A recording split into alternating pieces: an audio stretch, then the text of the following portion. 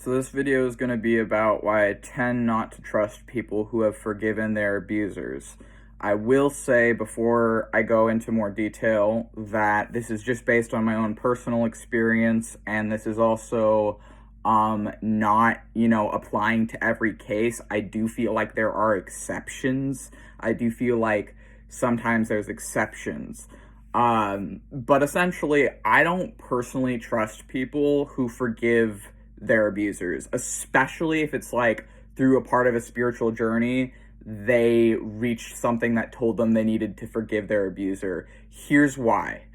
In my personal experience, the people I've met who claim that for whatever reason, spiritually, they were told to forgive their abuser, in my personal experience, those people do not hold those abusers accountable, and they do not, in particular, do not hold those abusers accountable for the harm those abusers have put other people through.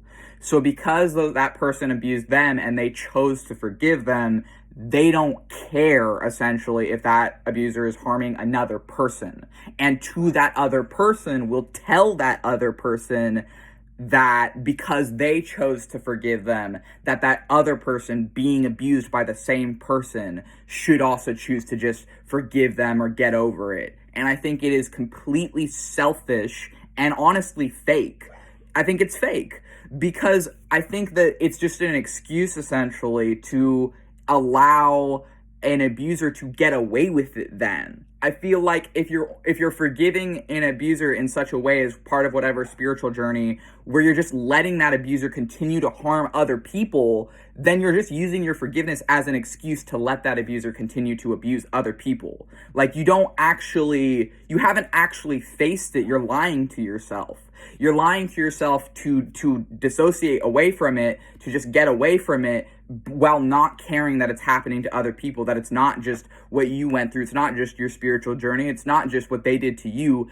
A lot of the time, abusers are abusing multiple people. And if another person comes to you seeking help from the same abuser and your response to them is just, oh, well, I'm spiritually enlightened now, and I've went to this country and I did some drugs and talked to the monks of some temple, and I've reached a point where I can just forgive them now for what they put me through. And it's like, okay, well, it's not about you now. It's not. Because if someone else is telling you that same person hurt them, and then your response is just, oh, well, you should just forgive that, you're in denial. You're in denial. Like you are not holding that person accountable because you are benefiting from a relationship with that abuser. You are benefiting materially from a relationship with that abuser, and that's really why you're forgiving them, is so you can continue to reap the benefits of that relationship, whether that be healthcare,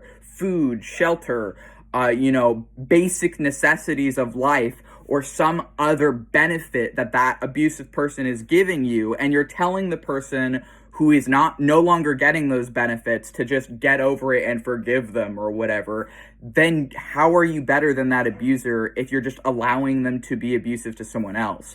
How are you actually over that abuse or whatever, or forgiving that abuser if you're allowing them to abuse another person? And this is crap I've seen it before.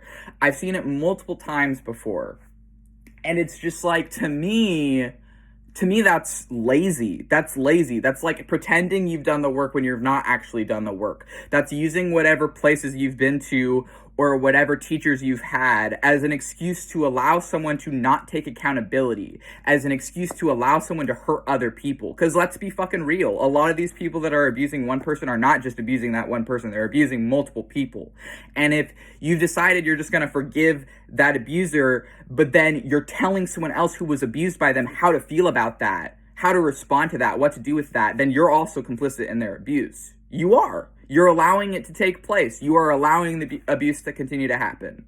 Because if you're not holding an abuser accountable, you're not being real. You're just like living in some fantasy where it's not that bad or whatever, and where all that matters is your experiences, but not the harm they're putting other people through. So if you're forgiving an abuser like that, all you're doing is letting them hurt another person. All you're doing is allowing the cycle to continue and repeat. And you've become complicit in it and an active factor in keeping it repeating at that point.